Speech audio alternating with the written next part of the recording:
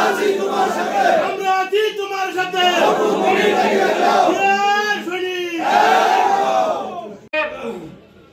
বিএনপির ভারপ্রাপ্ত চেয়ারম্যান মহোদয় তারেক রহমান দলের নীতি নির্ধারক যারা আছেন, অন্তত আমাদের দিকে চেয়ে, বিএনপির দিকে চেয়ে এই প্রার্থীকে দিয়েছেন।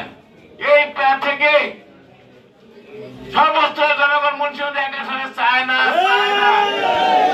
আশা করি ইনশাআল্লাহ আপনারা এই খসড়া মনোনয়নকারীকে বাদ দিয়ে যারা টাকা রবীন্দ্র দখলে নাই, আমরা লিফলেট বিতরণ করবো আর নেত্রীর জন্য দোয়া করবো।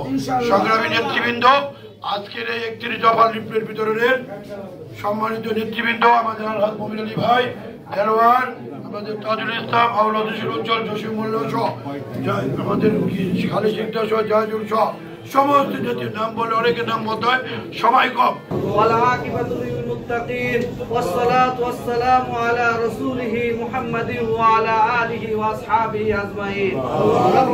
আমরা পাবই। আমরা চাই অর্থ এলাকার সন্ত্রাস মুক্ত, মাদক মুক্ত এলাকা। আমরা সন্ত্রাস আর রাজনীতি একসাথে চলতে পারে না। আমরা সেই জন্য সন্ত্রাসের বিরুদ্ধে আমরা জিহাদ ঘোষণা করেছি। সন্ত্রাস যেই করবে সে যত বড় লোকই হোক, যে তাকে শেল্টার দিবে তাকেও আইনের আওতায় আসতে হবে, স্পষ্ট বার্তা।